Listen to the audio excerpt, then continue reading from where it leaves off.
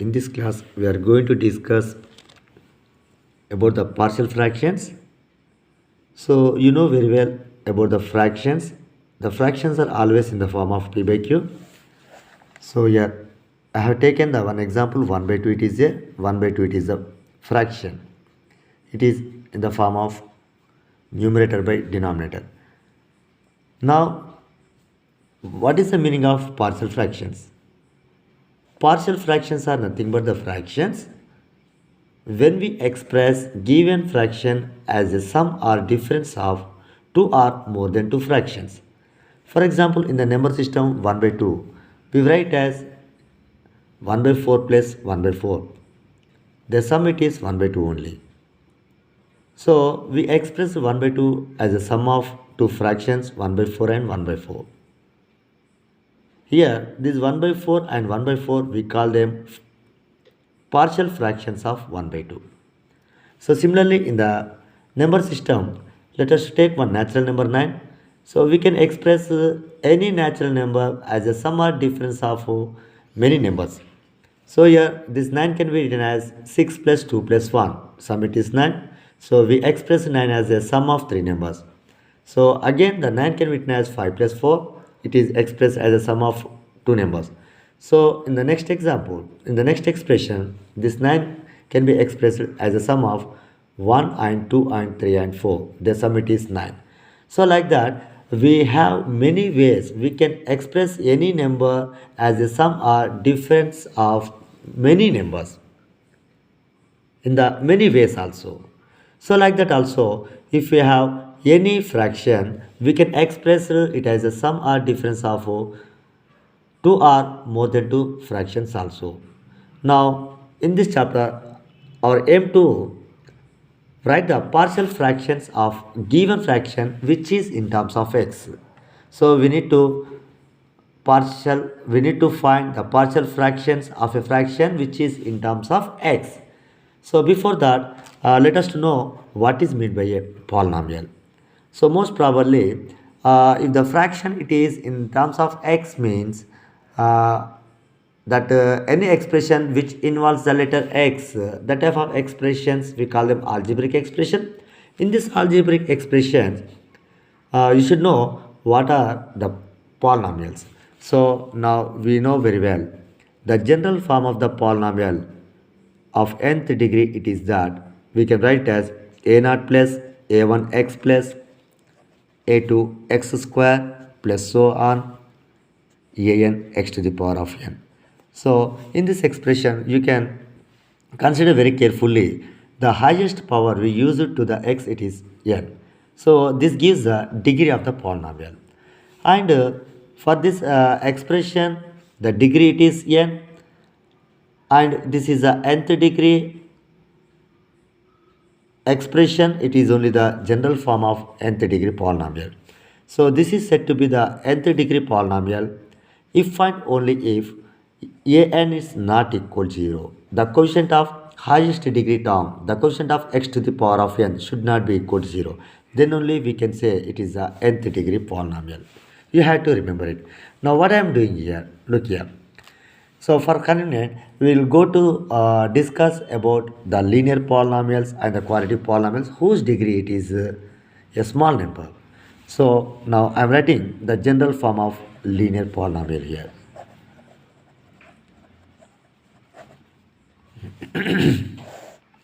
So it's very clear to you people. You can write the general form of linear polynomial as ax plus b. So you can check it here. What is the degree of this polynomial? 1 it is there, and a and b are the belongs to the set of real numbers, right? So every linear polynomial general form must be ax plus b. You need to remember. And now I am writing the general form of quadratic polynomial.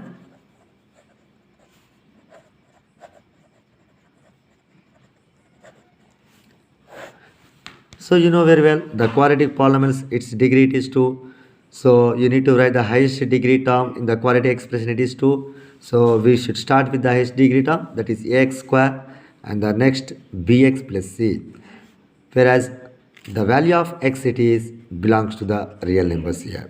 And also the one more condition it is there, it to be a quadratic polynomial, it is that a should not be equal to 0. You need to remember.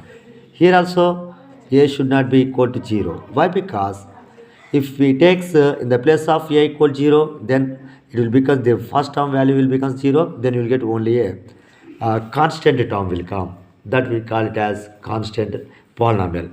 So now why we people are discussing about the linear polynomial and quadratic polynomial in this partial fractions means, now what I'm doing, I'm taking a fraction which is in terms of x. For example, look here carefully.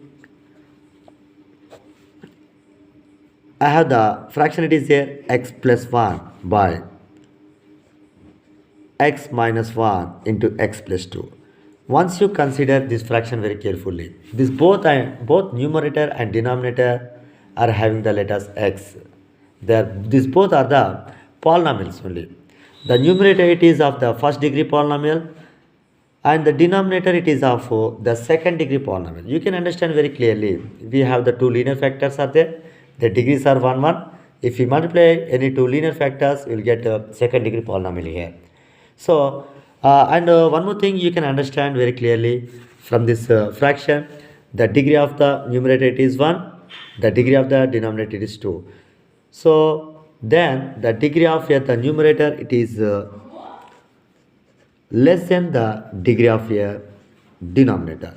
So, already we know that if in any fraction, if the numerator value it is less than the denominator, that type of fractions we call them as proper fractions. In the same way, here also this numerator's degree it is less than the degree of the denominator. That's why we can call it as a proper fraction only.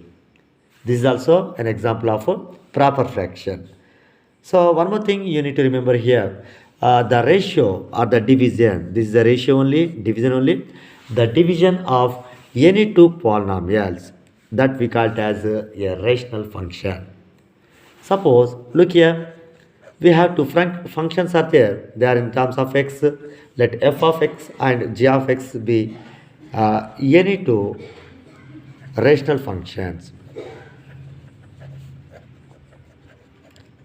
So we can understand very clearly these two rational functions are in terms of only x.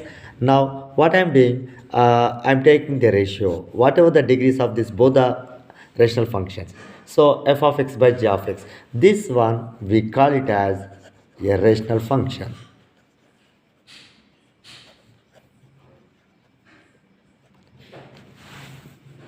Did you understand? So one more thing here, that these both are the rational functions, and also suppose if they are the polynomial, you can use the word here the polynomials also. So it's very clear to you. Why? Because look here, that every polynomial it is a rational function. That's why I took here f of x and g of x, they are the rational function. Instead of rational function, you can start with you can assume f of x and g of x are the any two polynomials. Then the ratio of any two polynomials, that is always a rational function. Now what I am doing in this chapter, we are going to write the partial fractions of any rational function. So we'll discuss how do we write the partial fractions of a rational functions if the rational functions in the different forms. Means we are going to discuss the finding the partial fractions in the many types. That depends upon only the denominators of the rational functions only. So we'll have some methods are there, we will have some types are there. Now we'll discuss about it in the first type in the next video. Thank you.